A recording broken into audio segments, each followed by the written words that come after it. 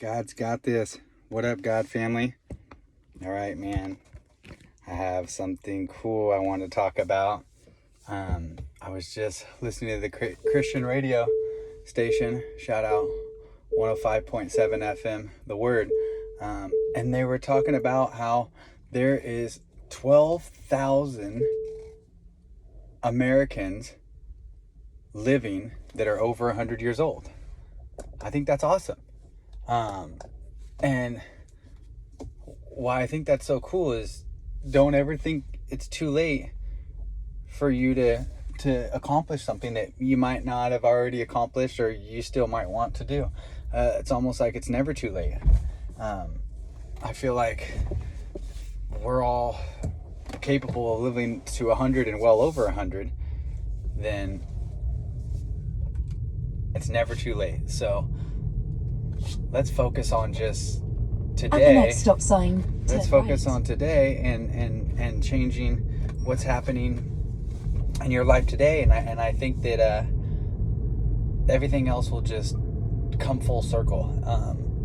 It's like almost like being in a 12-step program, and you know, and it's focus on this minute, then this hour, then this day, then this week, then this month, then this year. It's the same thing. I think that we need to focus on just today, just this moment.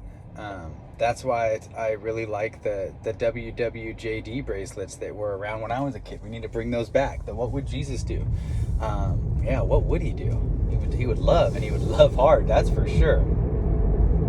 So over 12,000 people living in America are over 100 years old. That means if you're 50 years old, if you're 60 years old, if you're however old and you feel like you haven't accomplished something that you might have thought you should have or felt like you needed to already have done, don't feel like that. Time like they say is all relative. It's like nothing but a number. Who cares?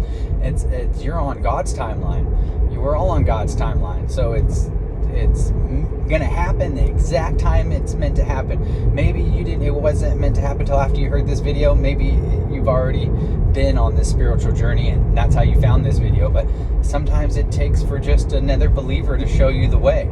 You know, that's kind of how it did it for me. Is I was lucky enough to have my grandma who's rest in peace, is now passed away, that was like, man, a huge follower of Christ. She trusted Jesus on everything. And so when she passed away, when I'm over here trying to fill that void, and I'm looking like, man, grandma was just amazing in every single thing. And I go, and she was the biggest Christian I knew. She loved Jesus more than anybody else I knew. I don't know if that was a coincidence or if that was grandma working through me, but she always told me to come back to church.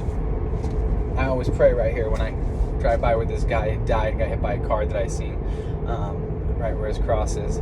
But right, she would always ask me to come back to church, and I go, I will, grandma. And I was still playing on the bad team and being bad, so I didn't want to go back to church. I almost felt guilty. I had enough respect for the church and for God to not try to go back and play it cool when I wasn't at that right state of mind. Well, she passed away, and my dad was sick, and my family was sad and upset. My dad was sad, and then COVID happened, and everybody stopped going to church, and my sister said, we got to cheer up the family. I go, I know, how are we going to do that? She said, well, I just seen on the news that one of these local churches right here by us, Destiny, shout out Destiny Church in Rockland, stayed open the whole time, and they made national news. And I go, well, I know we're Catholic, but let's go. Let's take Dad and let's go. And that is a game changer. That changed my life. Yes, I'm still Catholic. I still go like this. I still love my Catholic family, my church, but like my dad always told me growing up, Catholics are Christians. We all believe in Christ. We all believe in Jesus. We all believe that Jesus died for us.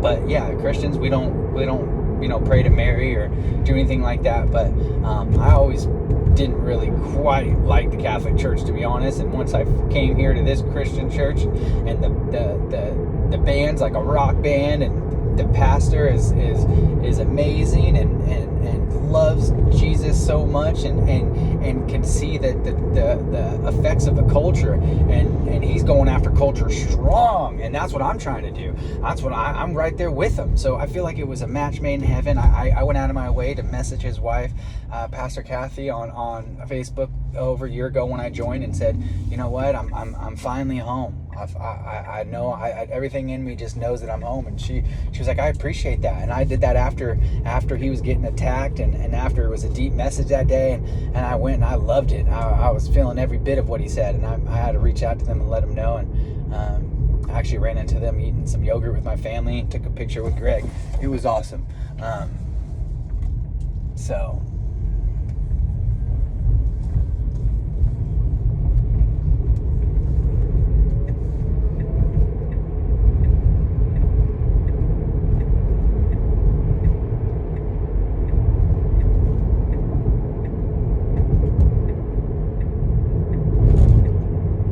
sorry guys, I had to get over and change lanes. I wanted to be super safe. You never know, you could be the best driver, and it's other people's driving. You know, it makes me nervous. My dad and all my family, sorry to get off topic, but my dad and all my family love motorcycles. My parents and my little brother are actually going to go get his permit today. Maybe that's why this all just popped up, but man, that's scary. You know, I mean, the last 3 people I know that were in motorcycle accidents died. It's not like being in a car. Like, you know, I was in an accident the other day, and I was safe. Everybody else was safe. We're in the safest vehicle on the road right here, and thank God, because I've never really been in accidents, and I was in 2 recently, and both of them were in the Tesla, and Tesla saved me. Who cares about insurance and all that? God's got my back. He made sure the only 2 accidents I ever was in a car with the only 100% safety rating, the only car that's ever had that. You know, I heard they're messing with Tesla, and that, to get off topic again, I heard they're messing with Tesla, and the Tesla safety rating went down, and that they're not. I heard that they're messing with Tesla, and that the safety rating went down, and they don't got 100% safety rating because they want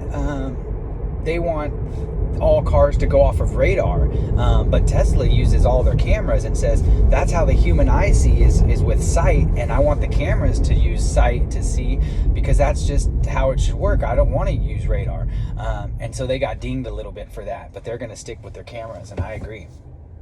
But to get back to my point is that you could be the best driver out there, and people could, you know, not be paying attention and turn into you, and if you're on a motorcycle, man, be careful. You know, some of these laws in California get cuckoo, but Hawaii and these other places that don't make you wear a helmet when you're riding a motorcycle, that's just crazy. You know, that's I can't even imagine getting even a little fender bender on a motorcycle with no helmet on. Man, you know, we got 2 legs, we got 10 fingers, we got 2 arms, even 2 eyeballs, but only 1 head, only 1 brain.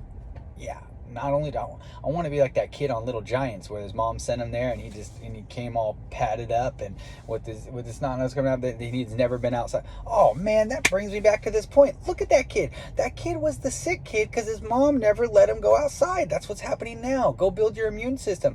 By the end of the movie, you notice when he was playing outside with all of his friends the whole movie playing football, he wasn't that little snot. He didn't have the snot bubbles, and he wasn't all weak. He was strong and he was healthy. Oh man, they were putting it right in front of us the whole time. See, they didn't know that we watched that and we remember that. I know they're the propaganda and the culture's strong, but man, I'm reading it through the lines. They're basically saying, stay inside, you'll be a little sick kid. Come outside, play sports, hit each other a little bit, bruise up, bleed up, heal up, and you'll be perfectly fine and actually stronger for it. Yep. I think that right now, with them trying to lock everybody down, and what's going on right now is just is cuckoo too. I think that there should be freedom to choose. I say don't force anything. Let everybody make up their own mind, and that's the good thing about Christian America here, is that it's built on Christian values and capitalism. So it's like, I say the Christian capitalists will come out on top, and unless these anti-God liberal left try to shut everybody down, it shouldn't be like that. It should say, you know, I'll shop anywhere. It's I don't care who owns the place. If you got quality, product, and you serve it up quality, you got quality work, and you serve it up quality, man, that's perfect. I carry this in my wallet, and this is a good thing that everybody should know. You see this right here? You guys see it? If you guys can, I'll read it to you. It says, "We offer 3 kinds of services: good, cheap, and fast. But you can only pick 2. Good and cheap won't be fast. Fast and good won't be cheap. Cheap and fast won't be good." Ain't that the truth, My buddy Levi, shout out to Levi, gave me this. I carry it with me every day. It's a reminder. That's how life works, and that's facts. He's a blue collared, hardworking boy. My mom always wanted to name her kid Levi. My little brother's middle name is Levi. I met this guy named Levi. He's almost like a brother to me. He's become a brother to me. I love him. He's a good God brother. You guys would love him too. You guys, actually, that takes me to this. You guys should love the people that are in your life so hard. Let them know how much you appreciate them. They don't have to be blood related. If they're your coworkers, if they're your neighbors, if they're your friends, whoever, tell them how much you appreciate them. Love them. Give them a hug. Don't be scared to say I love you. I love my brothers. I give them hugs. I tell them. We tell each other we love them. And that's just how we do it. And because we mean it. It just comes out. It's not like nothing fake. It's just naturally. I'd be there for him in a heartbeat. I'm sure he feels the same about me. And when you come across these loyal, good friends like this, or family, or neighbors, or whoever that are there for your family and love your family like they're your family, treat those people well. Love those people. Man, my old work right here. Shout out my old work. We're gonna go do something a little bit different. I'm gonna go get a car wash middle of this video. I never normally do that, but got to get a little car wash action. Just got the car back from, I was telling you I was in 2 accidents recently. Well, this car was pretty much totaled. I thought it was totaled, but they fixed it up. They said it was $30,000 to fix it. I guess $30,000 fix job is worth fixing. But they fix it, and now I want to come get it washed and make it look all pretty. But today on ashy ass, I was gonna say Wednesday, but it looks like it's Thursday. It's almost pointless, but I'm like, I almost wanted to back out of here. I'm like, I'm gonna go get it washed, and then all this ash is gonna fall on it. Man, the smoke in California is crazy. The fires in California are crazy. Everything is burning up. Almost should put a spotlight on where you are at in life, kind of how COVID did. I was laughing about that. Over the last year when that happened, everybody had to realize, are you happy with what you have in life? I mean, you were stuck at home with your family, with your wife, with your husband, with your kids, with what your job was, with all that. And it was like, man, if you weren't happy with your life, we seen it last year. And if you love your life, man, we sure seen that too.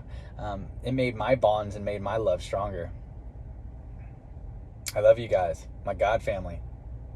YouTube's only letting me do 15-minute videos, so I'm going to stop it and I'm going to come back to you because I'm going to take you guys through the car wash with me. I love you. Peace.